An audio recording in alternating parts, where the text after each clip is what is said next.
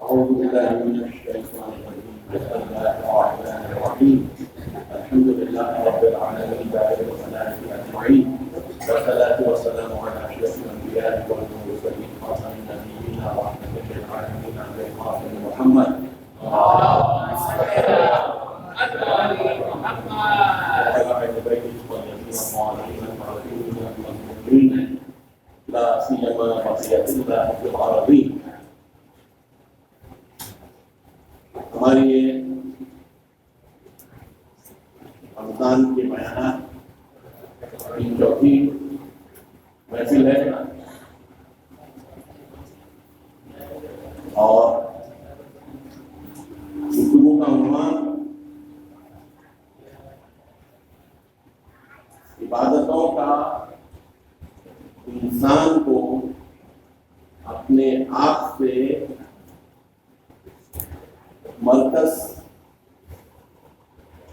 سمجھنے سے روکنا اور اللہ کو اپنی زندگی کا مرکز بنانا، یہ عبادتوں کا مقصد ہے۔ گفتگو اس کے بارے میں ہو رہی ہے کہ عبادتیں کیوں ہیں اور انسان اپنی زندگی میں ہر وقت خود کو ابتداءً مرکز سمجھنے کا عادی ہوتا ہے۔ ابتداءً اپنے آپ کو مرکز سمجھنے کا عادی ہوتا ہے۔ چھوٹا بچہ یہ غذا کو تلاش کرنے کے لیے رونے کو وسیلہ بناتا ہے، اپنی طرف توجہ دلانے کے لیے آواز یا پھر آنسو کا استعمال کرتا ہے، اور جیسے جیسے بڑھتا جاتا ہے اس کی ضرورت اس کو واضح طور پر محسوس ہوتی ہے۔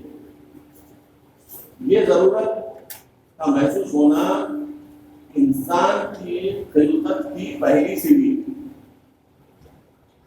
یہ بری چیز نہیں ہے، یہ بری چیز نہیں ہے، انسان کی خلقت کی پہلی سیڑھی۔ انسان اپنے آپ کو مرکز سمجھنے کے لیے ایک مدت، ایک وقت کی ضرورت ہے کہ اپنے آپ کو وہ مرکز سمجھتا ہے، مگر وہ فقط اور فقط پہلی سیڑھی ہو۔ جیسے جیسے اس کا سن بڑھتا جائے گا، جیسے جیسے اس کو دنیا نظر آئے گی، وہاں سے وہ شبہ پیدا ہوگا کہ میں تو مرکز نہیں رہ سکتا۔ یہ شبہ ابتدائی حرکت ہے انسان کی اپنی مرکزیت کو چیلنج کرنے کی۔ توجہ کم ہوتا ہے۔ انسان کو اپنی مرکزیت کو چیلنج کرنے کا یہ پہلا قدم ہے۔ یہاں پر وہ یہ محسوس کرنے لگا ہے کہ مجھ میں وہ کوئی بھی چیز نہیں ہے کہ جو مجھے مرکزیت عطا کر سکے، یعنی میں خود اپنی زندگی کا مرکز نہیں بن سکتا۔ ساری کائنات کا مرکز بن جانا تو محال ہے۔ یہ فرعون جیسے لوگوں کے لیے کہ جن کو یہ احساس ہوا کہ انا ربکم الاعلی، جیسے قرآن کہہ رہا ہے کہ میں تمہارا رب ہوں، یہ اپنے آپ کو انتہائی غفلت میں ڈالنے کا نتیجہ ہے۔ عام انسان کو اللہ کا فضل ہے کہ یہ انتہائی غفلت نصیب نہیں ہوتی۔ انسان جیسے بڑا ہوتا ہے اس کو سمجھ میں آتا ہے کہ دوسروں کے لیے مرکز تو کجا، میں اپنے لیے اپنی زندگی کے لیے بھی مرکز نہیں بن سکتا، اپنے لیے بھی میں مرکز نہیں بن سکتا۔ جب یہ شک و شبہ اس کے ذہن میں آتا ہے، یہاں سے اس کی فطرت جاگنے لگتی ہے۔ یہ فطرت کے جاگنے کا پہلا قدم ہے کہ جہاں پر انسان اپنے آپ میں اپنی کمیوں کو دیکھنا شروع کرتا ہے۔ ضرورت باقی رہے گی، بھوک اپنی جگہ باقی رہے گی، پیاس اپنی جگہ باقی رہے گی، کپڑا پہننا اپنی جگہ باقی رہے گا، گھر کا ہونا اپنی جگہ باقی رہے گا، وسائل کی ضرورت اپنی جگہ باقی رہے گی۔ ذہن اب ضرورت سے ہٹ کر سوچنے لگا ہے، ضرورت سے ہٹ کر سوچنے لگا ہے کہ میں اپنے لیے بھی مرکز ہوں یا نہیں ہوں، جس کے لیے یہ جواب اس کو سمجھ میں آئے کہ میری ضرورت ہی ہر چیز ہے، وہ کبھی اپنے آپ کو مرکز سے ہٹائے گا ہی نہیں، اس کی ضرورت بڑھتی جائے گی۔ ایک قسم کا کھانا کھاتا تھا، اس کا کھانے کا معیار بدل جائے گا، ایک قسم کے کپڑے پہنتا تھا، اس کا معیار بدل جائے گا، ایک قسم کی سواری استعمال کرتا تھا، اس کا معیار بدل جائے گا۔ یہ معیار بدلنے میں اور دوسروں کے مقابل سبقت لے جانے میں اس کی تمام زندگی صرف ہو جائے گی، جس کو قرآن حیات الدنیا کا نام دیتا ہے۔ مل حیات الدنیا الا لہون ولعبا، کیا ہے دنیا کی زندگی؟ کھیل اور تماشے کے علاوہ اور افتخار کرنا مال اور اولاد کے سلسلے میں، اس سے ہٹ کر کوئی اور معنی نہیں ہے۔ تو انسان جب اپنی ضرورت کی طرف دیکھتا ہے، توجہ کا محتاج، جب اپنی ضرورت کی طرف دیکھتا ہے اور اپنی ضرورت کو مرکز بناتا ہے تو اس کی ضرورت اس کو گھیر لیتی ہے اور وہ اپنے آپ کو مرکز سے ہٹا نہیں سکتا، کیونکہ اس کی تمام ضرورتیں اس سے جڑی ہوئی ہیں۔ تو اب پتہ یہ چلا کہ انسان کو اگر اپنے آپ کو مرکز سے ہٹانا ہے تو اپنی ضرورت سے جا کر آگے دیکھنا پڑے گا۔ یہ مرحلہ ہے کہ جہاں کے اوپر ضرورت سے نکل کر اپنی خلقت کے پوائنٹ آف ویو کو سوچنے لگتا ہے۔ ضرورت کی بات اپنی جگہ ثابت ہے، لیکن کہتا ہے اگر میں مرکز رہوں گا تو فقط اگر ضرورت کو میں بنیاد بناتا ہوں تو میں مرکز، کیونکہ تمام ضرورتیں پلٹ کے میری ہی طرف آ رہی ہیں۔ لیکن اگر میں خلقت کو بیس بنا کر سوچوں، اگر میں خلقت کو بیس بنا کر سوچوں تو کیا میں مرکز رہ سکتا ہوں؟ پہلا سوال، کیا میں نے اپنے آپ کو خلق کیا؟ کیا میں نے اپنے آپ کو خلق کیا؟ صاف ہے کہ پاگل آدمی بھی یہ بات نہیں کرتا۔ قرآن بہت ہی سادے انداز سے کہتا، خلقکم اخرجکم من بطون امہاتکم لا تعلمون شیئا، ہم نے تمہیں نکالا اپنے ماؤں کی پیٹ سے اور تم اس وقت کچھ بھی نہیں جانتے تھے۔ تو انسان دیکھتا ہے کہ جب میں پیدا ہوا تھا تو میں کچھ بھی نہیں جانتا تھا، آج کچھ جاننے لگا ہوں اور بہت کم جانتا ہوں۔ جاننے کی جتنی چیزیں ہیں اس کا مجھے بے انتہا سے زیادہ کم علم ہے۔ تو اس کو پھر اور ایک چیز سمجھ میں آتی ہے جو قرآن اشارہ کرتا ہے، ما اوتیت من العلم الا قلیلا، اور بھی دیکھتا ہے، دوسرے جانوروں کی طرف نگاہ کرتا ہے، دوسری چیزوں کی طرف دیکھتا ہے، پہاڑوں کی طرف دیکھتا ہے اور دیکھتا ہے کہ ان کے مقابل میں تو میرے میں کچھ بھی طاقت نہیں ہے۔ قرآن پھر اشارہ کرتا ہے، خلق الانسان ضعیفا، انسان کو ضعیف خلق کیا گیا ہے۔ یہ انسان کا عقلی سفر چلتا جا رہا ہے، ضرورت سے نکل کر آگے انسان بڑھتا جا رہا ہے، قرآن فقط اشارے کرتا جا رہا ہے۔ یہ آیتیں تشریعی آیتیں نہیں ہیں، شریعت دینے والی آیتیں نہیں ہیں، یہ آیتیں انسان کی عقل کی طرف اشارہ کرنے والی آیتیں ہیں۔ یہ عقل کی بات کو تاکید کے لیے کرتے ہیں اور عقل کو روشن کرنے کے لیے ایک دلیل بنتے ہیں کہ دیکھو جب تمہاری عقل یہ مرحلے کو پہنچ جائے گی نا تو تم کو یہ چیز یہاں پر نظر آئے گی۔ یہ بنیاد پر قرآن کہتا ہے کہ جس کو حکمت دے دی گئی ہے اس کو خیر کثیر دے دیا گیا ہے، یعنی اب انسان ضرورت سے نکل کر حکمت کی طرف جانے والی روش سڑک اختیار کر چکا ہے۔ یہ سب سے بڑی کامیابی ہے جہاں انسان اپنے آپ کو جھوٹا خدا بنانے سے شروع کر جا کر اپنے آپ کو عبد محض بنا رہا ہے، ایک مکمل غلام بنا رہا ہے۔ تو اب یہ حرکت بڑھتی گئی تو دیکھا کہ یہ دنیا بہت بڑی ہے، میں اس میں سے کچھ بہت چھوٹی سی جگہ لیتا ہوں اور میری جگہ بھی بہت ہی محدود ہے. آج شروع ہوتا ہوں, چند سال کے بعد بڑا ہوتا ہوں, اس کے بعد ایک مدت کے بعد ضعیفی آتی ہے اور اس کے بعد اس دنیا سے کوچ کر جاتا ہوں, چلا جاتا ہوں. دنیا اربوں سال کی ہے, جو عام طور پر اس کائنات کی, تمام کائنات کا جو اندازہ لگایا گیا ہے, 100% کوئی نہیں بول رہا ہے, 13 بلین سال کی بات ہو رہی ہے.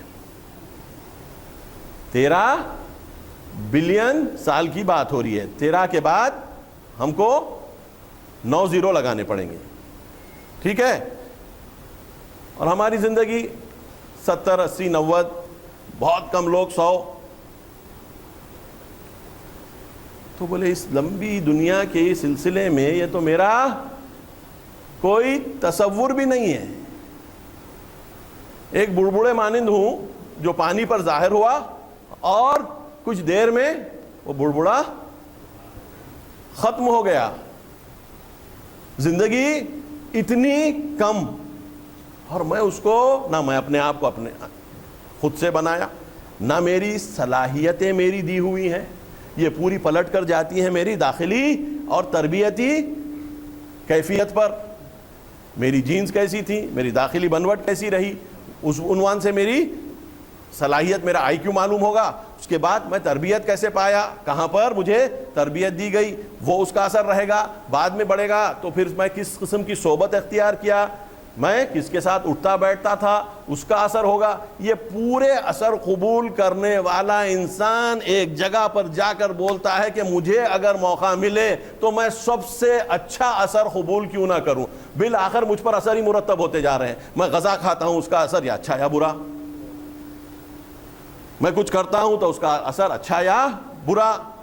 تو بالآخر اگر مجھ پر اثر ہی مرتب ہونے ہیں, مجھ کو اثر ہی لینا ہے, تو میں ایسا کام کیوں نہ کروں کہ جو مجھ پر سب سے اچھا اثر چھوڑے, جو مجھ پر سب سے اچھا اثر چھوڑے. تو اب سوال ہوتا ہے کہ سب سے اچھا اثر کہاں سے ملتا ہے, سب سے اچھا اثر کہاں سے ملتا ہے.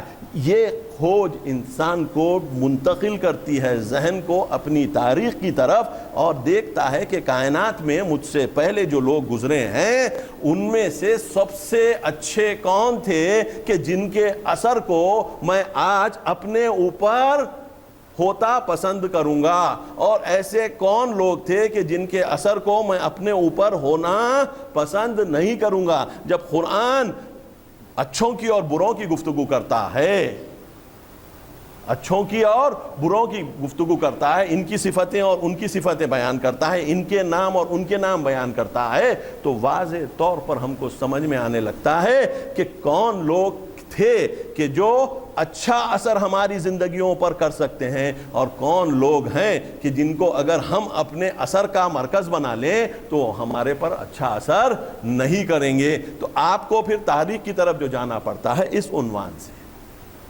ہم جو دین کو مانتے ہیں, دین اسلام, اگر تاریخ میں جا کر دیکھیں تو بات بہت ہی واضح طور پر سمجھ میں آنے لگتی ہے. اسلام یہ کہہ رہا ہے, ابتدائی آیتیں سورہ بقرہ کی, بسم اللہ الرحمن الرحیم, الف لام میم, ذالک الکتاب لا ریب فیہ ھدی للمتقین الذین یؤمنون بالغیب ویقیمون الصلاة ومما رزقناہم ینفقون الذین یؤمنون بما انزل الیک وما انزل من قبلک وبالآخرۃ ھم یوقنون. ان کی بنیادیں کیا ہیں؟ یہ کتاب ہے کہ جو گائیڈ کر رہی ہے کس کو؟ متقین کو. یعنی وہ لوگ جو سفر کرتے کرتے اس بات تک پہنچ گئے ہیں کہ ہمارا سب سے زیادہ اثر کرنے والا جو ہوگا وہی اگر ہم کو بہترین شکل میں ڈھالا ہے تو اس کا ہی اثر ہم قبول کریں گے. تو انسان کے بارے میں قرآن پھر یہاں اشارہ کر رہا ہے کہ میں نے احسن تقویم میں تم کو بنایا, یعنی بہترین بنانے والا ہوں. اس کے بعد اپنے آپ کو تبارک اللہ احسن الخالقین کہہ رہا ہے کہ میں سب سے بابرکت خالق ہوں تم کو بنانے کے بعد, یعنی تم میں غیر متناہی اچھائیاں میں نے دے دی ہیں کہ جو تم اپنی کوشش سے حاصل کرو گے. تو اب یہ اچھائیاں تم کو جو ملیں گی دو سلسلوں سے ملیں گی. ایک تمہاری عقلی کوشش جو تم نے شروع کی ہے جو یہاں تک پہنچے, اور دوسری تمہاری تاریخ میں ڈھونڈ کر نکالنا وہ اثرات جو میں نے دوسرے جگہ پر چھوڑے, جو میرے بندے بن کر دنیا میں زندگی گزارے. تو شروع کیسی ہوئی گفتگو؟ ہدی للمتقین. کون ہے متقین؟ وہ لوگ ہیں کہ جو ضرورتوں سے آگے جا کر دیکھتے ہیں. کون ہیں وہ لوگ؟ یؤمنون بالغیب. ذالک الکتاب لا ریب فیہ ہدی للمتقین الذین یؤمنون بالغیب. غیب کے اوپر ایمان لانے کا مطلب یہ ہے کہ ظاہری چیزوں کے آگے نکل جائیں, ضرورتوں کے آگے نکل جائیں. ضرورتوں کے آگے نکلیں گے تو غیب کا, ورنہ کون سے غیب کی ضرورت ہے آپ کو جو آپ کی ضرورت کے لیے آپ چاہتے ہو؟ کچھ بھی نہیں. آپ کی جتنی ضرورتیں ہیں آپ کو نظر آتی ہیں یا حس ہوتی ہیں یا محسوس ہوتی ہیں یا نظر آتی ہیں, تو وہ ان کے لیے جو ہے آپ کو یؤمنون بالغیب کی ضرورت نہیں پڑے گی. یؤمنون بالغیب ویقیمون الصلاۃ ومما رزقناہم ینفقون. جو نماز پڑھتے ہیں اور کیا کرتے ہیں؟ انفاق کرتے ہیں جو ان کو رزق کے عنوان سے دیا گیا ہے. الذین یؤمنون بما انزل الیک وما انزل من قبلک. وہ لوگ کہ جو تم پر اے رسول جو نازل ہوا اس کو مانتے ہیں اور اس کو کہ جو تم سے پہلے نازل ہوا ہے, اور آخرت پر یقین رکھتے ہیں. اولئک علی ھدی من ربہم واولئک ھم المفلحون. یہی وہ لوگ ہیں کہ جو اللہ کی طرف سے ہدایت یافتہ ہیں اور وہی لوگ ہیں کہ جو کامیاب ہوئے ہیں. تو اب ہم کو یہ دیکھنا پڑتا ہے کہ یہ پیچھے کی جو تاریخ کی طرف ہم جا رہے ہیں اس کا سبب کیا ہے, کہ اچھے اثرات ہم کو جو اپنے اوپر مرتب کرنے ہیں وہ اثرات ہم کو کہاں کہاں سے اکٹھا کرنا ہے. اسی لیے قرآن ابتدا ہی میں کہہ رہا ہے الذین یؤمنون بما انزل الیک وما انزل من قبلک. وہ جو تم پر اور تم سے پہلے, اور رسول خاتم المرسلین, خاتم الانبیاء, خاتم النبیین. تو اب جب آخری نبی آ کر یہ کہہ رہا ہے اس کی کتاب میں اللہ کے ذریعے سے کہ دیکھو اس پر ایمان لائیں گے اور پوری گزشتہ کتابوں پر کہ جو تم سے پہلے نازل ہو چکی ہیں, اس کا مطلب کیا ہے کہ تمہاری اثر مرتب کرنے کی تلاش آدم تک جائے گی. ہر وہ چیز, اس لیے آدم کا قصہ آیا, آدم کے بچوں کا قصہ آیا, حابیل قابیل کا قصہ آیا. ایک نے دوسرے پر ظلم کیا. کیوں؟ اس لیے کہ ایک نے تقوی اختیار کیا اور ایک نے تقوی اختیار نہیں کیا. ایک نے کہا کہ میں تم کو قتل کر دوں گا اور دوسرے نے کہا کہ انما یتقبل اللہ من المتقین, اور اللہ تو فقط اور فقط متقین سے قبول کرتا ہے. تو یہ جو قصے ابتدا سے لے کر رسول تک نقل کیے جا رہے ہیں, اور یہ کہہ رہا ہے قرآن کچھ کا ہم نے ذکر کیا ہے کچھ کا ہم نے ذکر نہیں کیا. کچھ کا ذکر اس لیے نہیں کیا کہ پوری کتاب میں اگر سب کا ذکر کر دیتے تو قرآن جا کر ایک تاریخ کی کتاب بن جاتی, اور کتنے جلد ہو جاتے یہ نہیں معلوم. ٹھیک, اور اثر لینے کے لیے مثالیں کافی ہوتی ہیں. تو تقریباً 25 انبیاء کا اور مرسلین کا ملا کر ذکر ہوا ہے, اور اس کے علاوہ نہیں ہوا ہے. اس کا مطلب یہ ہے کہ جو جو نقل کیا گیا ہے, جو جو تم کو پہنچا ہے وہ بعنوان مثال تمہارے لیے کافی ہے. اس کے علاوہ بھی جو تم کو ملے گا تم انہی کو بنیاد بنا کر قبول کرنا, ورنہ اگر یہ چیز نہیں ہوگی تو تم کتابوں میں سے وہ بھی چیزیں قبول کرنے لگو گے کہ جو تمہیں شرک کی طرف لے جائیں گے, جو تمہیں شرک کی طرف لے جائیں گے. تو قرآن نے آ کر کیا کیا, ایک ایسا سسٹم بنا دیا کہ اس کی بیسس کے اوپر آپ گزشتہ کلام کو اور خود رسول کی حدیث کو ناپیں گے. جب رسول کی حدیث قرآن کی بیسس پر ناپی جا سکتی ہے تو گزشتہ کے کلام یا گزشتہ کی گفتگو قرآن کی بنیاد پر ناپی جا سکتی ہے یا نہیں ناپی جا سکتی؟ 100% ناپی جا سکتی ہے. تو آپ دیکھیں گے قرآن کو اگر آپ یہاں سے اپنی حرکت شروع کرتے ہیں تو کس طریقے سے انسان کے سفر کو زیرو سے شروع کر کر اس کی انتہا تک قرآن گائیڈ کرتے رہتا ہے, رسول گائیڈ کرتے رہتے ہیں, ائمہ گائیڈ کرتے رہتے ہیں. ہم اس سلسلے سے جڑے ہوئے ہیں کہ جو آدم سے لے کر خاتم تک اور خاتم کے بعد آج تک ایک سلسلے کو فالو کر رہے ہیں کہ جو الہی سفر کے لیے بے انتہا ضروری ہے، کیونکہ یہ منقطع نہیں ہوئی ہے، یہ ختم نہیں ہوئی ہے۔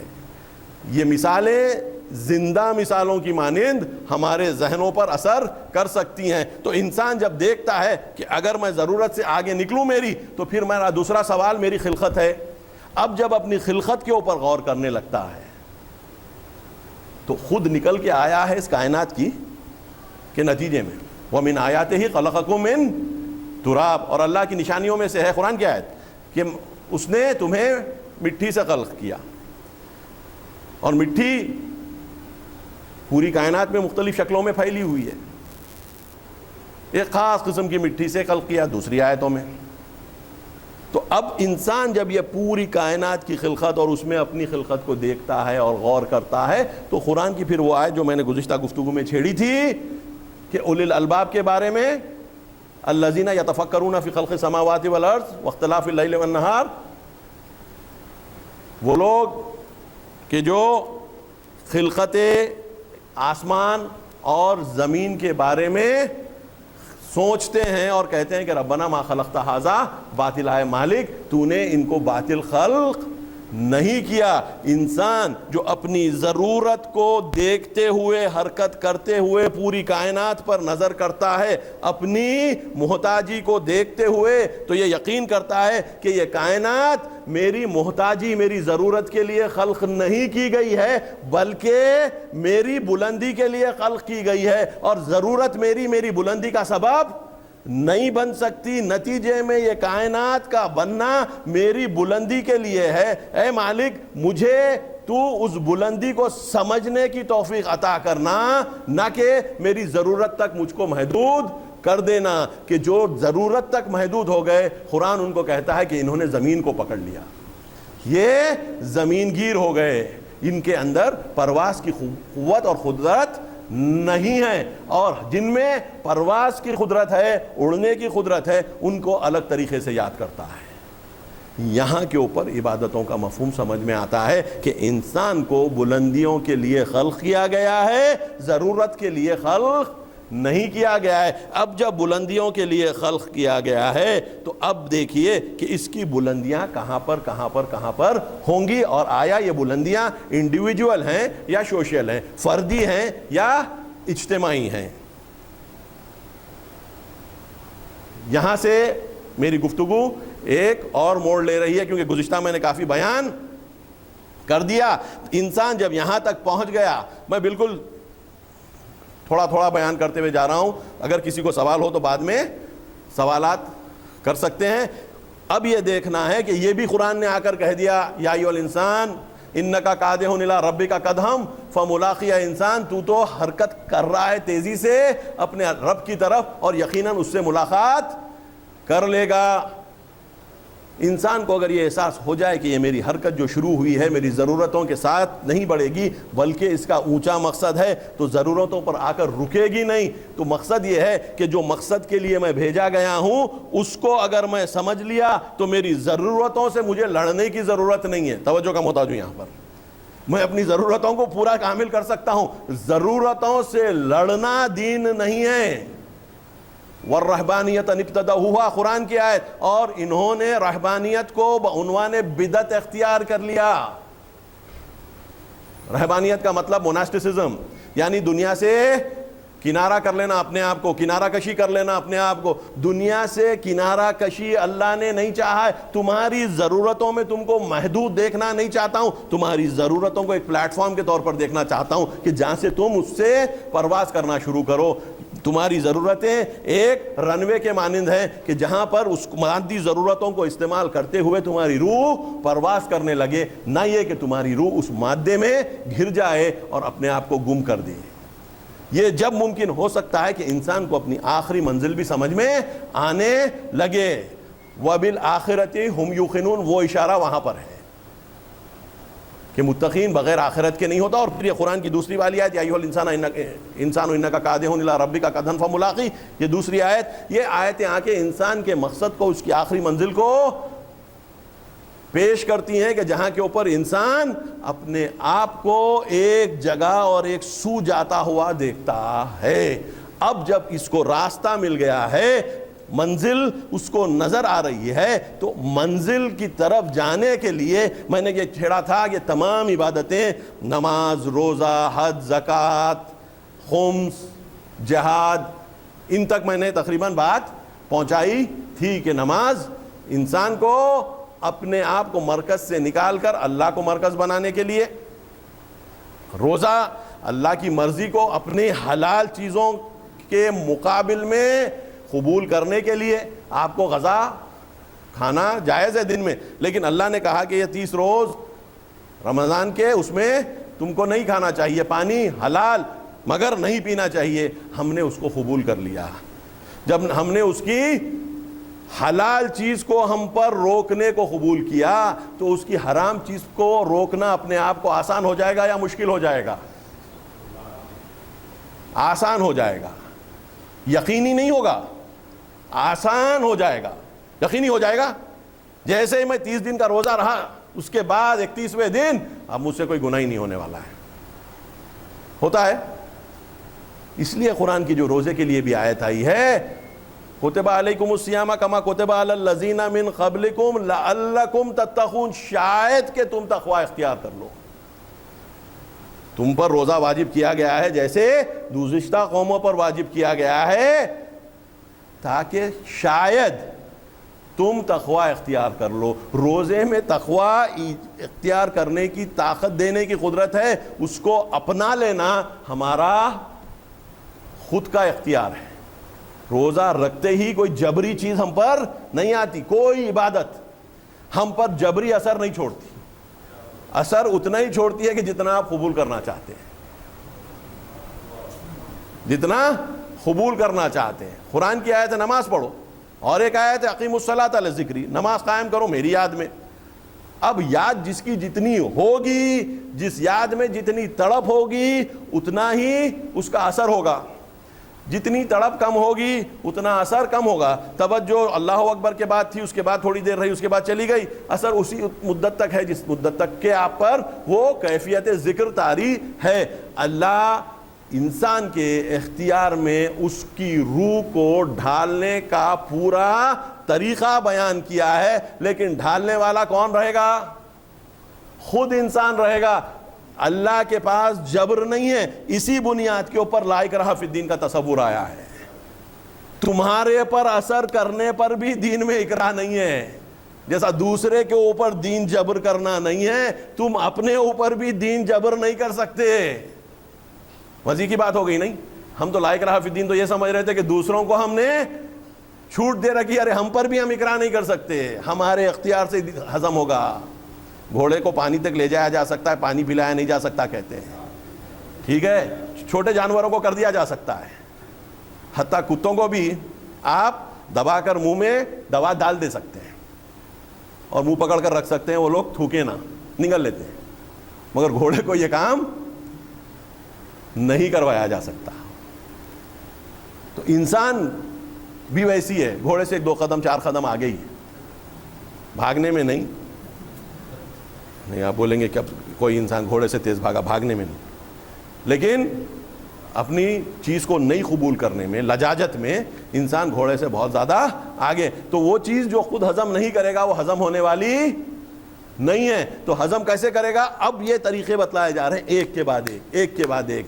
وقت پہ ڈھالا گیا ہے نماز کو، اس وقت کے حساب سے اگر نماز پڑھی جائے، انسان ہلکے ہلکے اس وقت کے اوپر نماز پڑھنے سے اس کا ایک خاص اثر ہوتا ہے، اور اس کی توجہ اس کی طرف جتنی بڑھتی جاتی ہے اس کا بھی خاص اثر ہوتا ہے۔ یہ کہنا یقینی طور پر غلط ہے کہ انسان 10 سال نماز سیریسلی پڑھے اور 10 سال کے بعد اس پر اثر نہ ہو۔ قرآن پھر یقین دلاتا ہے ان الصلاۃ تنہی عن الفحشاء والمنکر۔ تم اگر روح کی سفر پر چلے جاؤ گے تو فحشاء اور منکر، بدکاری اور چچورا پنا، یہ تمہارے سے دور ہو جائے گا، کیونکہ تمہاری پرائیورٹی باقی نہیں رہے گا۔ جو چیز تمہاری پرائیورٹی نہیں ہے وہ پیچھے چلے جائے گی، جو پیچھے چلے جائے گی اس کو تم کو پلٹ کے دیکھنا پڑے گا۔ جب تک تم سامنے دیکھتے رہو گے تمہارے پاس گندگی نہیں آئے گی، تمہاری گندگی پیٹ پیچھے جاتی جائے گی۔ نماز تمہارے ذہن کی گندگی کو پیٹ پیچھے کرے گی۔ تم ذہن میں چیزوں کو پرائرٹائز برائیوں کو نہیں کرو گے. کیوں؟ کہ تم اللہ کے ذکر سے دھلتے جا رہے ہو, تمہاری روح اللہ کے ذکر سے, اللہ کی یاد سے نزدیک ہوتی جا رہی ہے. اور کون سا اللہ؟ کہ جو اللہ اکبر بھی ہے, میں نے شروع کی گفتگو میں کیا تھا, اور الحمدللہ بھی ہے, اور سبحان اللہ بھی ہے. سب سے بڑا ہے, سب تعریفیں اس کے اندر ہیں. اگر میں سب تعریفیں اس کے اندر کر رہا ہوں, جبکہ اس کی میں اشارہ کوئی گزشتہ کے گفتگو پر کر رہا ہوں, اگر سب تعریفیں اس کی ہیں اور وہ سب خوبیاں نہیں رکھتا تو میری تعریف کیا ہو گئی؟ معاذ اللہ جھوٹی. سب تعریفیں اللہ کے لیے ہیں لیکن اللہ میں سب خوبیاں معاذ اللہ نہیں ہیں, تو میری تعریف ہو گئی جھوٹی. الحمدللہ کا مطلب سب تعریفیں ہیں یعنی سب خوبیاں ہیں. جب اس کے اندر سب خوبیاں ہو گئیں تو اس کے بعد یہ ہے کہ کس انتہا تک وہ خوبیاں ہیں. سبحان اللہ آ کے یہ سمجھاتا ہے کہ کس انتہا تک وہ خوبیاں ہیں, یعنی خدا کی ذات میں کوئی قسم کا عیب نہیں ہے, پاک اور پاکیزہ اور منزہ ہے اللہ کی ذات ہر عیب سے. جب ہر عیب سے منزہ اور پاک ہے تو اس کی تعریف جو ہم کر رہے ہیں اس کے خوبیوں کی کر رہے ہیں جس کی کوئی انتہا نہیں ہے, اور نتیجتاً اس کے اللہ اکبر ہونے کی بھی کوئی انتہا نہیں ہے. جب اتنا کامل, غیر متناہی, انفینٹ, ہر معنی میں, مادی معنی میں نہیں, زمین اور مکان کے پوائنٹ آف ویو سے نہیں, زمان اور مکان کے پوائنٹ آف ویو سے نہیں, بلکہ ہر معنی میں غیر متناہی ہے, انفینٹ ہے, تو اس کا مطلب یہ ہے کہ جب آپ اپنی تلاش شروع کرے تھے, نکلے تھے اپنی محدودیت سے, جا کر ختم کیا کہاں پر؟ اللہ کی شناخت پر, اللہ کی پہچان پر. اور اللہ کی پہچان کو انسان بڑھاتا جا سکتا ہے, بڑھاتا جا سکتا ہے, بڑھاتا جا سکتا ہے. وسیلہ عبادتیں ہیں. وابتغوا الیہ وسیلہ کی جو آیت ہے وہ اس عنوان سے, ایک تو عبادتوں کی طرف, یا پھر ان لوگوں کی طرف کہ جو عبادتوں کی طرف ہم کو بلاتے ہیں. رسول تم کو کس کی طرف بلاتا ہے؟ نیکیوں کی طرف بلاتا ہے, اچھائیوں کی طرف بلاتا ہے. اذا نودی للصلاۃ فانتشروا فی اذا قضیت الصلاۃ فانتشروا فی الارض. تم جب نماز کے لیے بلایا جائے گا تو آ جاؤ, جب نماز ختم ہو جائے گی تو پھیل جاؤ دنیا میں. وابتغوا من فضل اللہ, اور اللہ کے فضل سے حاصل کرو. تو مادی ضرورتوں کو بار بار تذکرہ کرتے ہوئے انسان کو آگے بڑھایا جا رہا ہے, مادی چیزوں سے غافل کر کر نہیں کیا جا رہا. اس لیے میں یہ کہہ رہا ہوں کہ آپ جا کر دیکھیے, روزے میں تمام ہونے کے بعد آپ کو فطرہ رہتا ہے, فطرے کے بعد آپ دیکھتے ہیں حج میں آپ کو قربانی رہتی ہے, پھر اگر کچھ آپ کرتے ہیں تو کفارہ دینا پڑتا ہے جو مادی چیز ہے. اس کے بعد آپ آگے بڑھتے جائیے, نماز, روزہ, حج, سیدھا جب آپ زکوٰۃ اور خمس پہ پہنچتے ہیں تو یہ ٹوٹل مادی چیزوں میں آپ کو لا دیا گیا ہے کہ جو آپ کو ملے ہیں, جو تم کو بعنوان رزق دیا گیا ہے, اس میں سے تم دینا, کیونکہ دوسروں کا رزق بھی تمہارے یہاں پر شریک ہو گیا ہے. تو نتیجے میں زکوٰۃ اور خمس یہ ایک سسٹم بنایا جا رہا ہے جو مادی ضرورتوں سے جڑا ہوا ہے. سب سے بڑی امپورٹنٹ چیز آج کے زمانے میں یہ ہے, میں گزشتہ بھی گفتگو میں کہہ چکا ہوں, آج دنیا میں اتنی مادہ ہونے کے باوجود مادیت مادے سے زیادہ بڑھ گئی ہے. توجہ کا محتاج ہوں. مادہ اتنا ہونے کے باوجود, اتنی دولت ہونے کے باوجود جو زمینوں میں سے نکالی جا رہی ہے, ٹھیک ہے, جو ٹیکنالوجی کے ذریعے سے بڑھتی جا رہی ہے, یہ سب دولت ہونے کے باوجود مادیت, میٹیریلزم اس سے زیادہ بڑھ گیا ہے. اگر نہ بڑھتا ہوتا تو 1% لوگوں کے پاس 99% دولت نہ ہوتی اور 99% کے پاس 1% دولت نہ ہوتی. یہ آخری 20 سال سب سے زیادہ دولت کے ادھر سے ادھر اور ادھر سے ادھر ہونے کا سبب بنے ہیں. غریبوں سے ایجاد شدہ دولت کھینچی گئی ہے اور امیروں کے پاس اس کا درصد ہونا بڑھتا گیا ہے. ایک مرتبہ میں امریکہ کے کسی اسٹیٹ کے گورنر کی تقریر سن رہا تھا, پیسے والا آدمی تھا. اس نے کہا کہ میرے اسٹیٹ میں, جیسے ہمارے پاس اپنا تلنگانہ اسٹیٹ ہے, وہاں کا میرے کو یاد نہیں ہے کہ کون سا اسٹیٹ کا گورنر تھا, اس کی تقریر سن رہا تھا. وہ بولا کہ اتنے سالوں میں میری عوام کے پاس دولت گھٹ گئی ہے اور ہم جیسے, وہ خود بلینر تھا, ہم جیسوں کے پاس اتنی بڑھ گئی ہے. میں ایک گورنر ہونے کے ناطے بول رہا ہوں. میں ایک تاجر بھی ہوں، مگر میں اپنی جب تجارت کو دیکھتا ہوں تو میری دولت یہاں سے یہاں چلے گئی ہے. میں اپنے لوگوں کی طرف دیکھتا ہوں تو ان کی دولت یہاں سے یہاں تک آ گئی ہے. تو یہ تو الگ عجیب قسم کی چیزیں ہم کو سمجھ میں نہیں آ رہا کیوں. اس کا صاف مطلب یہی ہے کہ مادے سے زیادہ مادیت بڑھ گئی ہے. یہ چیز، اس چیز میں انسان گھوڑے سے کئی گنا زیادہ تیز ہے. مادے کی انہو لحب الخیر لشدید، یہ تو دولت کے حاصل کرنے میں شدت رکھتا ہے. دولت کا حاصل کرنا پرابلم ہے ہی نہیں. دنیا کے سب سے پیسے والے کو اللہ نے دولت حاصل کرنے سے نہیں روکا. قارون اپنے زمانے کا سب سے پیسے والا آدمی تھا. اللہ نے قرآن میں اس کو پیسے حاصل کرنے سے نہیں روکا ہے. لا تنسا نصیبک من الدنیا، تو اپنے دنیا میں تیرا جو شیئر ہے، حصہ ہے، اس سے منہ نہ پھیرنا. لیکن کیا کرنا؟ احسن کما احسن اللہ الیک، لیکن احسان کر، نیکی کر جیسا اللہ نے تجھ پر احسان کیا ہے. اپنی محدودیت سمجھنے والا سمجھ سکتا ہے کہ میرے پاس جو آیا ہے وہ میرا نہیں ہے بلکہ اللہ کا احسان ہے. میرا نہیں ہے، وہ اللہ کا احسان ہے. وہ جب سمجھ میں آتا ہے جب عبادتیں کیفیت کو پا لیتی ہیں. اس نے کہا کہ نہیں، یہ تو میرے علم کے نتیجے میں آیا ہے. یہ اندازہ کیے بغیر کہ علم کا دینے والا بھی اللہ ہے. یہ کیسے پتا چلا؟ ہم آیت الکرسی پڑھتے ہیں. آیت الکرسی میں پڑھتے کیا ہیں؟ آیت الکرسی میں پڑھتے ہیں اللہ لا الہ الا هو الحی القیوم لا تاخذہ سنۃ ولا نوم. یہ اللہ کی خوبی، لہ ما فی السماوات و ما فی الارض. تمام چیزیں اللہ کائنات میں جو ہے سما اس کی ہیں. لہو ما فی السماوات و ما فی الارض. اس کے بعد منزل الذی یشفع عندہ الا باذنہ، کون ہے کہ جو اس کے پاس شفاعت لے کر جائے سوائے اس کے اذن؟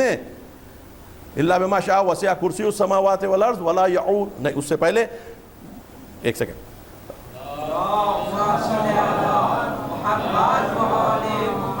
منزل الذی یشفع عندہ الا باذنہ یعلم ما بین ایدیہم وما خلفہم.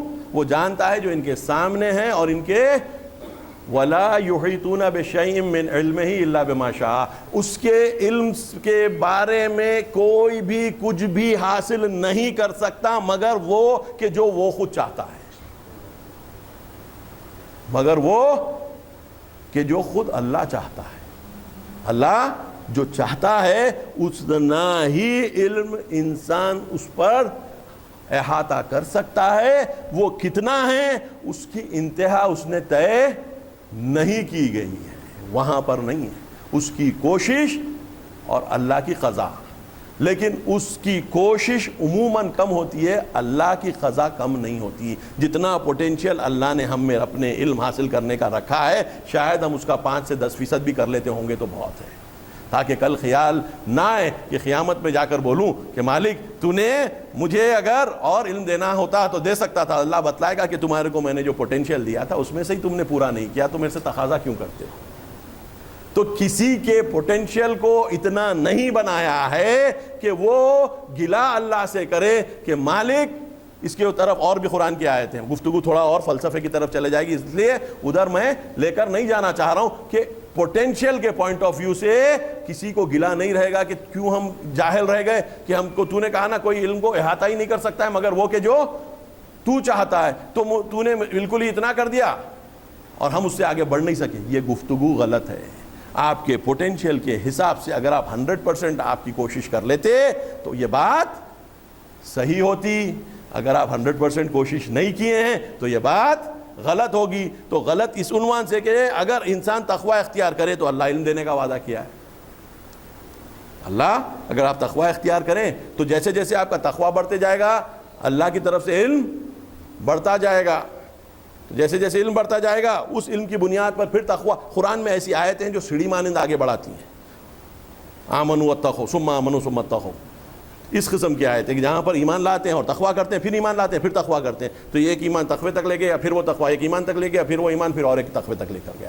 تو یہ سیڑھی آپ لامتناہی طور پر چڑھ سکتے ہیں، اپنے تئیں جتنی کوشش کرنا چاہے کر سکتے ہیں. اللہ کسی کو اس میں بخل کرنے والا نہیں ہے. تو ایک طریقے سے ہم کو علم بڑھانے کی پوری گنجائش ہے.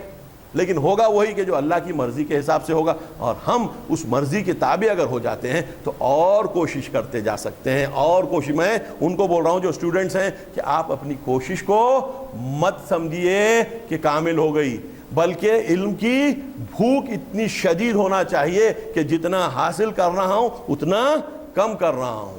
کیونکہ آپ ایک چیز کو حاصل کریں گے آپ کو 2 چیزیں ملیں گی جو آپ نہیں جانتے. 2 چیزوں کو حاصل کریں گے آپ کو 4 چیزیں نظر آئیں گی جو آپ نہیں جانتے. آپ 4 چیزوں کو حاصل کیجئے آپ کو 8 چیزیں نظر آئیں گی جو آپ نہیں جانتے. تو یہ علم ایسی چیز ہے کہ ایک کی طرف آپ جاتے ہیں تو دوسرے 2 بن جاتے ہیں، 2 کی طرف جاتے ہیں تو 4 کی طرف. اللہ کہتا ہے آگے بڑھتے جاؤ، آگے بڑھتے جاؤ. تم کو میں نے روکا نہیں ہے،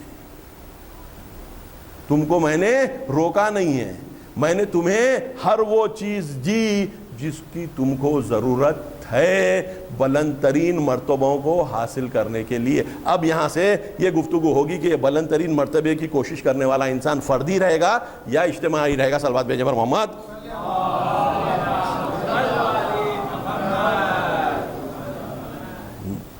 اب یہ فرد جو یہاں تک گیا ہے، کوشش کیا ہے، اللہ نے اس کو ایک سوسائٹی میں پیدا کیا، ماں باپ کی اولاد ہے، پیدا ہوا، بڑا ہوا. یہاں پر ایک بہت بڑا سوال آتا ہے کہ میں یہ سبھی کام کر لے رہا ہوں، نماز، روزہ، حج، زکوٰۃ، خمس، جہاد. اب سب جیسے آتے جاتے ہیں جہاد کی طرف، اس کے بعد امر بالمعروف نہی عن المنکر، تولا اور تبرع کی طرف. ایک پورا دوسرا ہی دنیا کا آپ کو رخ. گرچہ آپ کو نماز میں نماز جماعت کی اہمیت زیادہ ہے، ثواب زیادہ ہے. روزہ اپنی جگہ کے اوپر فردی ہے، لیکن پھر آ کے منتقل ہوتا ہے عید کی نماز کی طرف کہ جو پھر اجتماعی ہے، فردی نہیں ہے. حج مکمل طور پر جاتے تو آپ فرد اور نیت فرد کرتے، لیکن لوگوں کا تجمع ہے، ہزاروں، لاکھوں، ملینوں لوگ جمع ہوتے ہیں.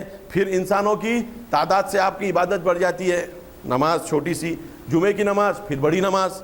تو یہ پورا لوگوں کے اندر لاتے جانا، بڑھاتے جانا. تو نماز، روزہ، حج، زکوٰۃ اور خمس کسی نہ کسی شکل سے ایک اجتماعی رخی رکھیں گے کہ پیسہ ان سے منتقل ہوگا کہ جس کے پاس ہے ان کی طرف، کہ جن کے پاس نہیں ہے.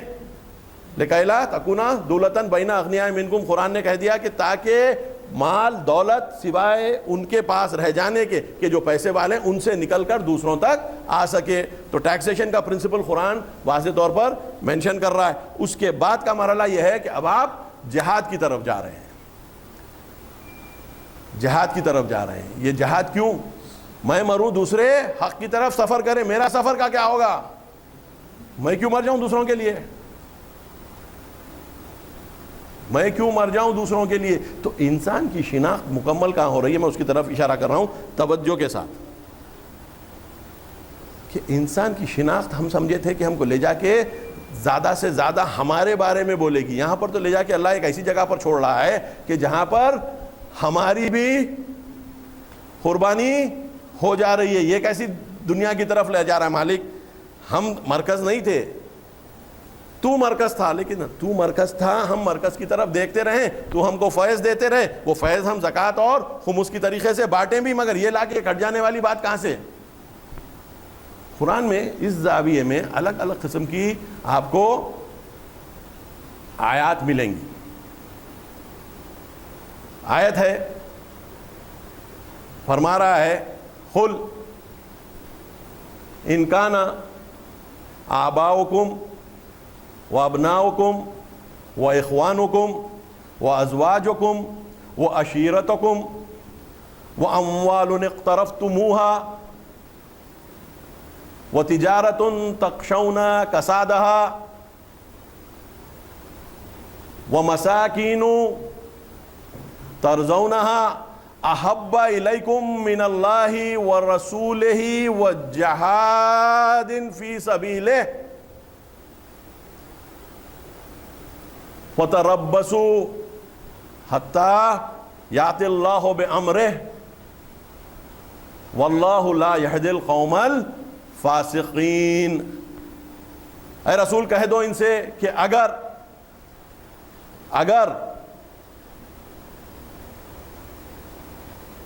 ان کے لیے ان کے باپ دادا، ان کے بچے، ان کے بھائی، ان کی ازواج، ان کا قبیلہ، ان کا مال جو یہ جمع کر رکھے ہیں، یا تجارت جس کے قیمت کے گھٹ جانے سے یہ خوف زدہ ہیں، یا وہ گھر جو ان کو پسند ہیں، یہ سب چیزیں اگر ان کو اللہ سے اور اس کے رسول سے اور اللہ کے راستے میں جہاد کرنے سے زیادہ پسند ہیں تو کچھ دیکھ لینا، رک جانا کہ اللہ جب اس کا امر لے آئے گا، اور یقیناً اللہ فاسقین کو ہدایت نہیں کرتا۔ یہ کیا مطلب ہو گیا کہ اگر ہم اپنے باپ، بچوں،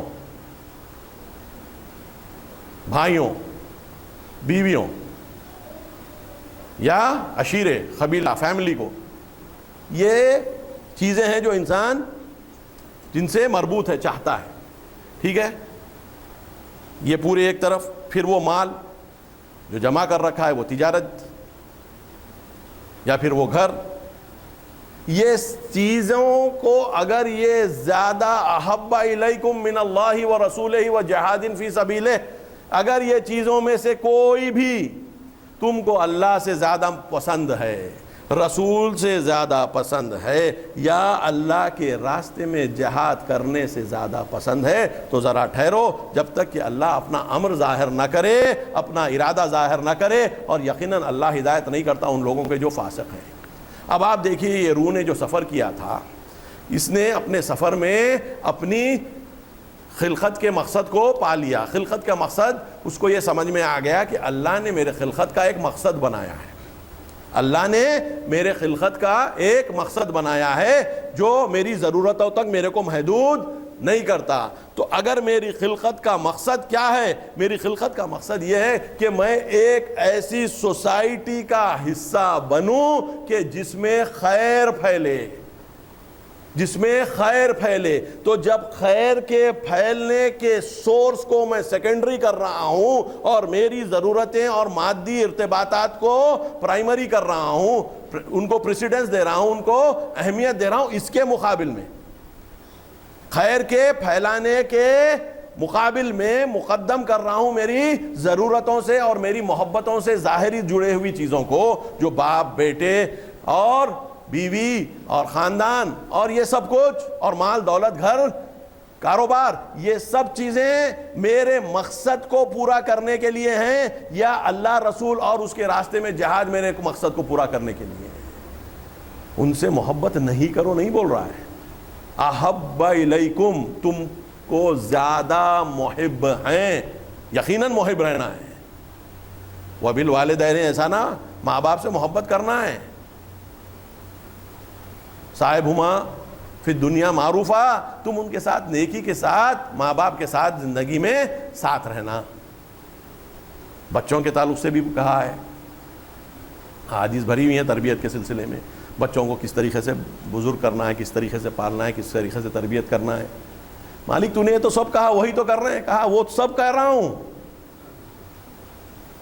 سب کہہ رہا ہوں، لیکن جب تمہارے خلقت کا مقصد تم کو سمجھانا ہے تو اب آ کر بتا رہا ہوں کہ دیکھو، اگر یہ کسی شکل سے تمہارے پاس میرے راستے، میرے سے، میرے رسول سے، کہ جو تمہاری روح کی بلندی کے لیے بنے گئے اور یہاں جہاد کرنے کے میرے راستے میں محب ہیں، تو دیکھو کہ اللہ کا امر آنے کا انتظار کرو۔ اور اللہ فاسقین، یعنی فاسق ہے وہ کہ جو ان چیزوں پر اللہ کو ترجیح نہیں دیتا، ان چیزوں پر رسول کو ترجیح نہیں دیتا، ان چیزوں پر اللہ کے راستے میں جہاد کرنے کو ترجیح نہیں دیتا۔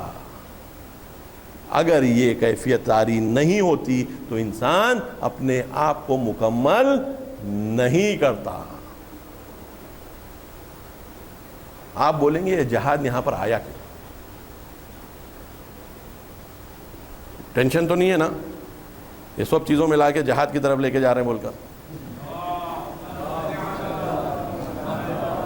یہ کیوں ہوتا ہے بتلا رہا ہوں۔ قرآن آ کے واضح کرتا ہے، کذالک جعلنا فی کل قریۃ اکابر مجرمیہا،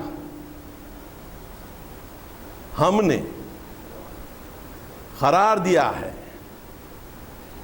تمام قریوں میں اور آبادیوں میں ان کے سب سے بڑے مجرمین کو کہ وہ دنیا میں فساد کریں، فسق کریں. ہم آپ اللہ کا راستہ چل پڑے، آگے بڑھتے رہے، لیکن کئی لوگ دنیا میں ایسے رہیں گے کہ جن کو اپنی ضرورتوں کے بعد کوئی اور چیز نظر نہیں آئی. ہوں گے یا نہیں ہوں گے؟ ٹھیک ہے. اب جب ان کو کوئی چیز نظر نہیں آئی تو انہوں نے دنیا کو کیسے حاصل کرنے کی کوشش کی؟ انہوں نے اپنی پوری جان لگا ڈالی، کیونکہ یہ دنیا کے علاوہ ان کے پاس کچھ چیز نہیں ہے. جب وہ لوگ پوری جان اس دنیا کے لیے لگا دے رہے ہیں تو اب آپ بتلائیے کہ جب آپ اپنی جگہ کے اوپر بیٹھے ہوں گے اور اللہ سے آپ کی محبت ان چیزوں سے جو اللہ نے بیان کیا زیادہ نہیں ہے، اللہ سے آپ کی محبت، رسول سے آپ کی محبت ان چیزوں سے اللہ جو نے بتلایا ہے اس سے زیادہ نہیں ہے، یعنی مال سے، اولاد سے، رشتوں سے اور اللہ کے راستے میں جہاد کرنے سے زیادہ ان کی طرف محبت ہے، تو آپ کاؤنٹر ان لوگوں کو کیسے کرو گے کہ جو پوری جان لگا دیے ہیں دنیا کے حصول کے لیے اور لوگوں پر اس دنیا کو حاصل کرنے کے لیے ظلم کرنے پر. بات آئی نا کہ اگر ہم ظالمین کے جو ظلم کرنے پر تلے ہوئے ہیں ان کے مقابل میں اگر نہیں ٹھہریں گے تو یہ عبادتیں باقی نہیں رہیں گی.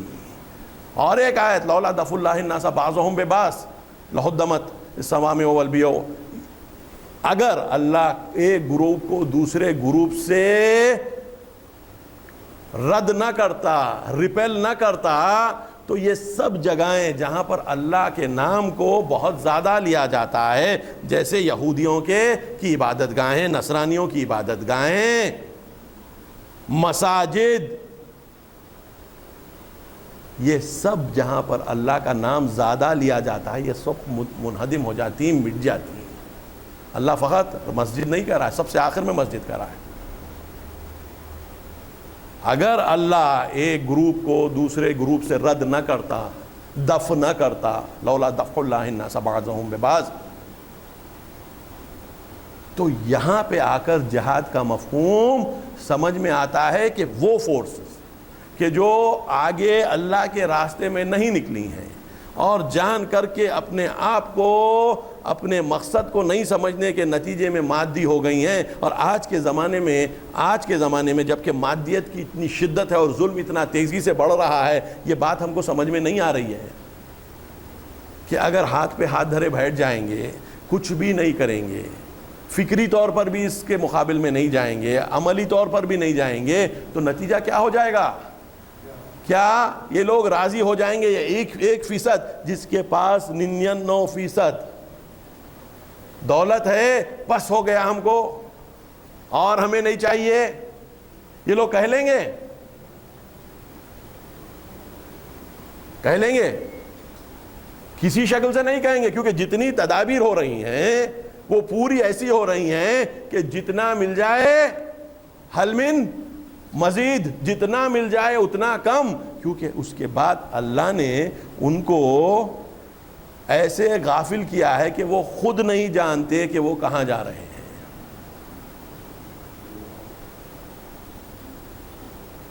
الم تر الی الذین بدلوا نعمت اللہ کفرا، آیت قرآن. وَأَحَلُّ قَوْمَهُمْ دَارَ الْبَوَارِ، ہے کیا تم نے نہیں دیکھا ان لوگوں کو کہ جنہوں نے اللہ کی نعمتوں کو کفر میں تبدیل کر دیا، یعنی وہ اللہ کی نعمتوں کا شکر کرنے کی جگہ پر اللہ کی نعمتوں کو کفر میں تبدیل کر دیا اور اپنے ساتھیوں کو لے گئے ایسی جگہ پر کہ جہاں پر کوئی چیز اگتی نہیں ہے، جہنم. دوسرا اس کے بعد جو لفظ آیت میں آتا ہے جہنم یصلونہا، جس میں یہ داخل کیے جائیں گے. تو ہوتا کیا ہے؟ ایسے لوگ، کیا تم نے نہیں دیکھا ان کو؟ اللہ ہم سے بھی کہہ رہا ہے الم تری الی الذین، کیا تم نے ان لوگوں کی طرف نہیں دیکھا کہ جنہوں نے نعمتیں، اللہ کی نعمتوں کو کفر میں تبدیل کر دیا.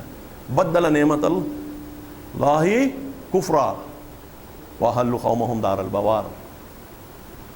یہ ایشوز دنیا کے ہیں. یہ دین کی بڑی کامیابی ہے کہ اس دین نے ہمارے پاس اپنی روح کی پرواز کو مد نظر رکھتے ہوئے، روح کو عبادتوں کے ذریعے بلند کرتے ہوئے، پھر دوبارہ روح کو دنیا میں جائزے کے لیے چھوڑ رکھا ہے۔ ہم دنیا سے الگ نہیں ہو جا رہے ہیں، ہم جا کے فرشتوں کے ساتھ نہیں بیٹھ جا رہے ہیں، اور نہ ہی پیغمبر وہ تھے کہ جو فرشتوں کی صف میں آ کے معراج میں بیٹھ گئے ہوں۔ واپس دنیا کی طرف نظر کرنا، کیونکہ تم کو دنیا میں خلیفہ بنا کر بھیجا ہوں، تم مجھے ریپرزینٹ کر رہے ہو اس دنیا میں، تو مجھ کو مجھے جیسا ریپرزنٹیشن چاہیے ویسا ہونا چاہیے۔ مجھے ظالمین پسند نہیں ہے، قرآن کی آیت ہے، ان اللہ لا یحب القوم الظالمین۔ کیوں نہیں پسند کرتا؟ اس لیے کہ وہ ظلم نہیں پسند کرتا۔ ظلم وہ چیز ہے کہ جو اللہ جو چیز کو جہاں رکھنا چاہتا ہے اس سے ہٹا کر کوئی کھینچ لے۔ اختیار آپ کو دیا ہے، آپ چاہیں تو اس کو دوبارہ واپس رکھ دیجئے، اور کوئی چاہے تو اس کو کھینچ لیجئے۔ اب جب یہ کشمکش چل رہی ہے ان کے درمیان کہ جو ان چیزوں کو ہٹا دینا چاہتے ہیں جہاں پہ اللہ رکھنا چاہتا ہے، تو اللہ کے نمائندے کا مقصد کیا ہوگا، اس کا رول کیا ہوگا، اس کا کردار کیا ہوگا، اس کی ڈیوٹی کیا ہوگی؟ دوبارہ اس کو واپس لایا جائے یا نہ لایا جائے۔ ہم آج جس کی شہادت وہ یاد کرتے ہیں، مولا متقیان، ان کا یہی تصور تھا کہ کبھی بھی مولا نے نہ خود نہ اپنی اولاد کو یہ تربیت دی تھی کہ اپنے بارے میں سوچنا، سوسائٹی کے بارے میں نہ سوچنا، کبھی تربیت نہیں دی تھی۔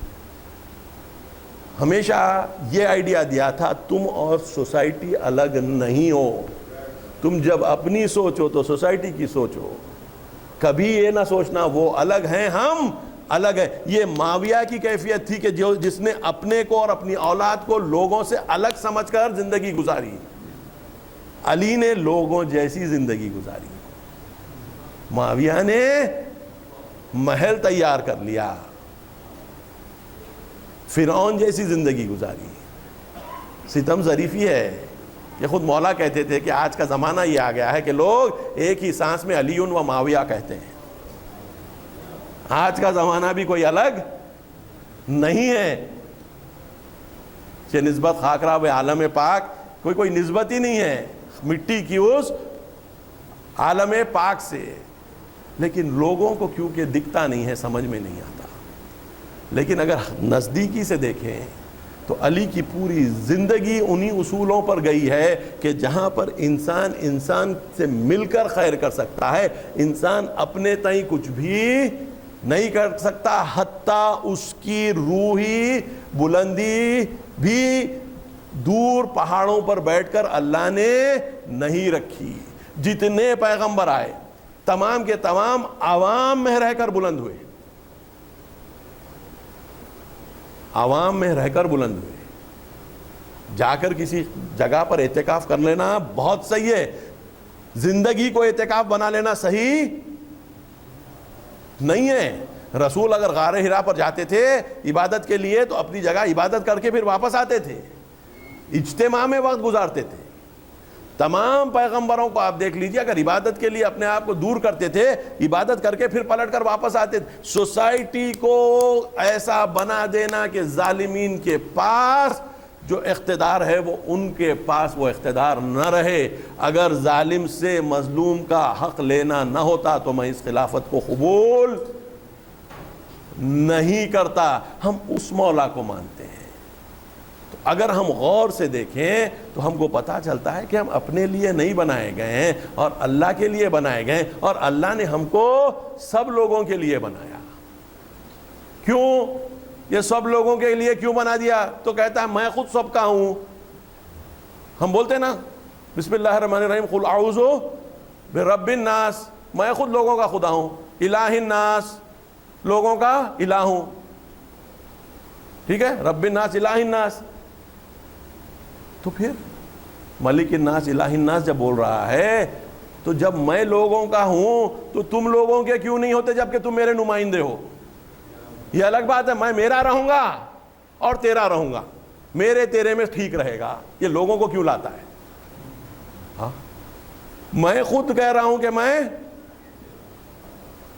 لوگوں کا رب ہوں، لوگوں کا ہوں، تو جب میں لوگوں کا ہوں تم بھی لوگوں کے ہو جاؤ میرے نمائندے بن کر۔ یہ کیفیت جب آنا چاہیے وہ آ جانی چاہیے۔ عبادتیں یہ کیفیت کو لانے میں مدد کرتی ہیں کہ انسان اپنی روح کو جب دیکھتا ہے تو روح لوگوں سے انٹریکٹ کرنے والی روح بن جاتی ہے، اور وہی انٹریکٹ کرنے والی روح پھر مولا کے اسی معروف قول کے حساب سے کونا للظالم خصما وللمظلوم اونا، تم ظالمین کے لیے دشمن اور مظلوم کے لیے مددگار بن جانا.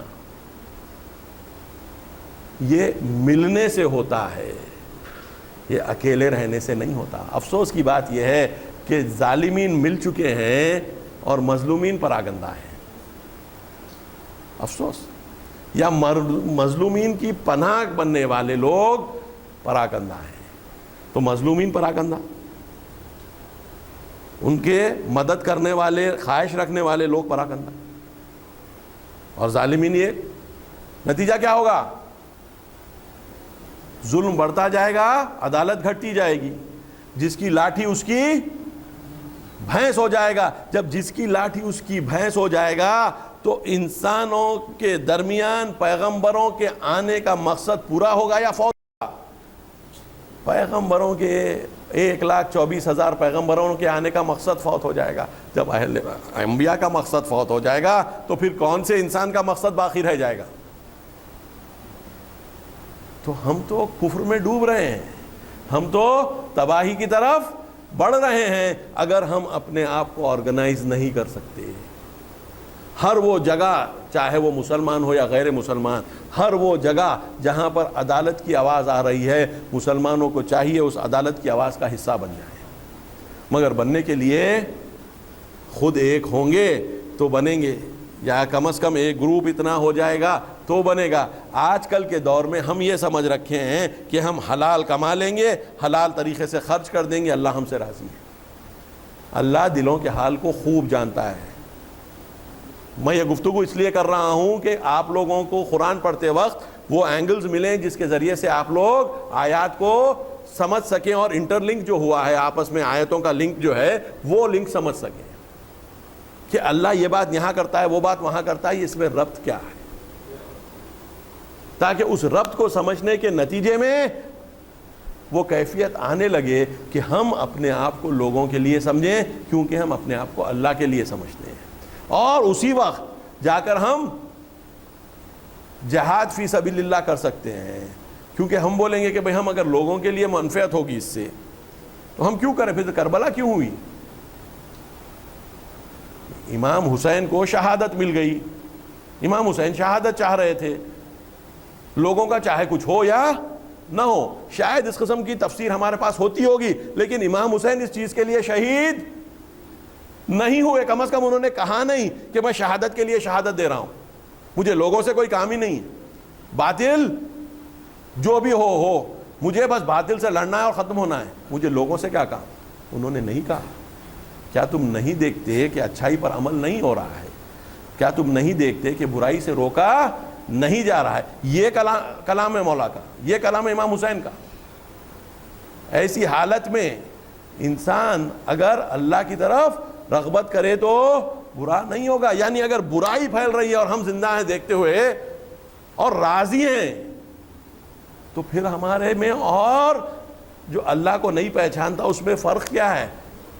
اللہ کو پہچاننے والا سب کچھ چیزوں کو سب کو پہچان لیا کلی طور پر.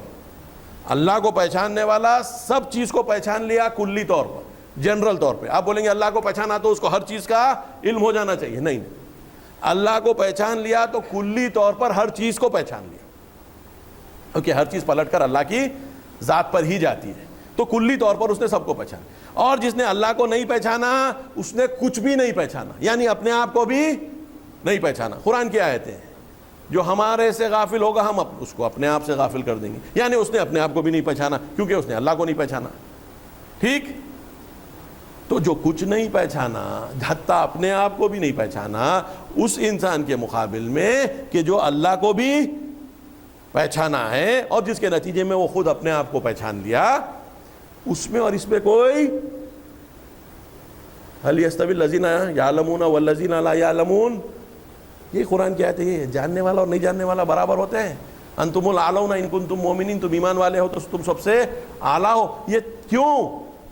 یہ اس لیے کہ انسان کو اپنا مقصد سمجھ میں آنے لگے، اور جب انسان لوگوں کے بارے میں سوچنے لگتا ہے، لوگوں کی فکر اس کو ہوتی ہے، وہی کیفیت ہے کہ جہاں کے اوپر وہ دعا کام آتی، وَاجْعَلْنَا لِلْمُتَّقِينَ إِمَامًا، مالک ہم کو متقین کے لیے امام بنا دیے۔ یہ کیوں ہوس نہیں ہے، یہ لوگوں کی طرف نظر کر کے ان کی مدد کے لیے ہاتھ بڑھانے کی خواہش ہے۔ امام کا مطلب لوگوں پر حکومت کرنے والا نہیں ہوتا، امام کا مطلب لوگوں کی خدمت کرنے والا ہوتا ہے۔ علی نے اپنی زندگی میں یہ ثابت کیا، اولاد علی نے اپنی زندگی میں یہ ثابت کیا، انہوں نے کبھی حکومت کا مزہ نہیں لیا، کبھی انہوں نے وہ چیز نہیں کھا لی کہ جب ان کے سامنے آئی انہوں نے اس کو غریبوں تک منتقل کر دیا۔ بہترین شہد لا کر رکھا گیا مولا کے سامنے تو کہا اس سے مجھے کیا تعلق، اس کو یتیموں کے پاس بھیج دیا۔ یہ روش امام کی تھی، ہم کچھ تو اس میں سے حاصل کر سکتے ہیں، ورنہ پھر وہ زندگیوں کا، جیسے میں نے شروع میں کہا، ہم جب تاریخ کی طرف جاتے ہیں اپنی کھوج میں تو یہ سب اثرات ہم پر مرتب ہو سکتے ہیں، لیکن اگر ہم اثر مرتب نہیں کرنا چاہے تو حتیٰ اللہ کا اثر بھی ہم پر مرتب نہیں ہوگا، رسول کا اثر ہم پر مرتب نہیں ہوگا، علی کا اثر ہم پر مرتب نہیں ہوگا۔ نتیجے میں ہم پر وہ اثرات جو سب سے آسانی سے ہم پر مرتب ہو سکتے ہیں کہ جو ہمارے اطراف گردش کر رہے ہیں اور ایک ڈومیننٹ کلچر کے طور پر، ایک غالب تہذیب کے طور پر ہمارے درمیان میں موجود ہیں، نتیجے میں ہم ان لوگوں کی ولادت کی تاریخ زیادہ یاد رکھیں گے بنسبت امام کی ولادت کی تاریخ، ان کے کپڑوں کے بارے میں تذکرہ کریں گے اور اپنے کپڑوں کو ان کے کپڑوں سے ناپیں گے۔ جب ہم ایسے ہو جائیں گے تو ہمارے بچے ان کے طریقے سے تھرکنے لگیں گے۔ جب اتنے ہم ادھر ہو رہے ہیں تو ہمارے بچے ان کے طریقے پر تھرکنے لگیں گے، تو دنیا میں ہم پر جو غالب فکر رہے گی وہ دنیاوی رہے گی یا اخروی رہے گی، اور جب اخروی نہیں رہے گی دنیاوی رہے گی تو یہ تو دارالفنا ہے، ایک پستی کے ساتھ ہم دنیا میں زندگی گزار کر چلے جائیں گے اور اس کے بعد ہمارے پاس آخرت میں کچھ حاصل ہونے والی چیز نہیں ہوگی۔ تو اب آخرت کا یقین، رسالت کا یقین، توحید کا یقین، اور یہ سب یقینوں کے ساتھ اپنی جان کو اللہ کے حوالے کر دینا، اپنے مال کو اللہ کے حوالے کر دینا۔ اور جب انسان اپنی جان اور مال کو جاہدوا باموالکم وانفسکم، اللہ ایسا نہیں ہے کہ تم کو تمہاری اولاد سے دور کر دے گا، تمہاری اولاد کی طرف اللہ وہ نہیں ہے کہ تم سے، تمہارے دل سے تم چاہتے ہوگے کہ اللہ کے لیے جہاد کر کے جان دے دو، اللہ جہاں پر جان دینا ہے وہاں پر جان دینے کا حکم دیا ہے، جہاں پر محادنہ کرنا ہے، جہاں پر صلح کرنا ہے وہاں پر جان دینے کا حکم نہیں کیا۔ اگر امام حسن جہاد کر لیتے تو شریعت کے مخالفت ہوتی، اگر امام حسن جہاد کر لیتے تو شریعت کی مخالفت۔ صلح حدیبیہ میں رسول تلوار کھینچ لیتے تو انا فتحنا لک فتحا مبینا کی آیت نہیں آتی، تو اللہ ایسا نہیں ہے بس جاؤ گھس جاؤ اور مارو، نہیں، کاٹو۔ یہ اللہ کاٹنے کو پسند نہیں کرتا، قرآن کی آیت ہے اب میں جہاد بھی نہ کرتا۔ ایک انسان کی بھی جان بغیر رکھے نہ لینا، یہ تمام انسان کو کیوں؟ کہ میں گزشتہ بول چکا تھا کہ میری غیر متناہی محبت ہر انسان سے جڑی ہوئی ہے، ورنہ اپنی روح نہ پھوٹتا، اور جب کوئی ایک انسان کو بھی مار دیتا ہے تو میری غیر متناہی محبت کو مارا ہے جو سبھی انسانوں سے جڑی ہوئی ہے، لیکن تیرے پوائنٹ آف ویو سے ہر انسان نے کام کیا ہے، تمام لوگوں کو۔ یہ تو میری شان ہے کہ میں سب کے ساتھ غیر متناہی طور پہ محبت کر سکتا ہوں۔ جان دینا اللہ کو پسند نہیں ہے، جنگ کرنا جہاں جہاں پر قرآن پڑھیے، اگر وہ صلح کی طرف آمادہ ہو جائیں تو بھی صلح کی طرف آمادہ ہو جانا۔ ان جنحوا الی السلم فاجعل لها فتوکل، اگر وہ لوگ صلح کی طرف آمادہ ہو جائیں تو صلح کی طرف آمادہ ہو جاؤ اور اللہ پر توکل کرو، کیونکہ یہ ایک قرآن ہے کہ وہ لوگ صلح کا طلب کریں گے، تم بھی سب مان لی، پھر اکٹھا ہو کر تعداد طاقت لے کر آئے، اللہ کا کیا کرے تم اگر یہ کرو گے ہم توکل کرو گے تمہارے ساتھ، اس لفظ کو بات اللہ کی نصرت کے لیے صلح کر رہے ہو، اللہ تمہاری نصرت ساری جنگ میں کہاں ہوگی؟ اسی عنوان سے امر بالمعروف نہی عن المنکر، میں 10 عبادتیں جو ہم کو فارملی پیش کیا جاتا ہے، تو نیکی کو پھیلانا اور برائی سے روکنا، عمل کرنا واجبات کا اور حرام کاموں سے روکنا، یہ عمل میں ہمارا ٹوٹلی سوشل چیز، اجتماع کو صاف کرنے والی، لوگوں کے روحوں کو پاک کرنے والی، اور اسی بنیاد پر رجحان کرنا ان کی طرف کہ جو اللہ کے نیک بندے ہیں تاکہ ان سے اثر مرتب ہو جائے، اور ان کی طرف نہیں اثر مرتب ہونے دینا، برات کرنا ان سے کہ جن کا اثر تم اپنے اوپر ہونا پسند نہیں کرتے، اس میں گالی دینا نہیں ہے، کوئی غلطی سے نہ سمجھ لیں کہ گالی دینے کو دبا ہے، نہیں، جس کا اثر تم نہیں چاہتے اپنے اوپر مرتب ہو اس سے دبا، یعنی اپنے آپ کو اس سے بری کرنا۔ قرآن نے کئی جگہوں پر لفظ برات یوز کیا ہے۔ قرآن میں آپ ایک جگہ دیکھ لیجئے جہاں پر اس پہ معنی گالی کے ہوں، بد کلامی کے ہو، فحش کلامی کے ہو، کہیں پر بھی نہیں۔ تولا کا مطلب ان کے ساتھ ارتباط پیدا کر لینا کہ جو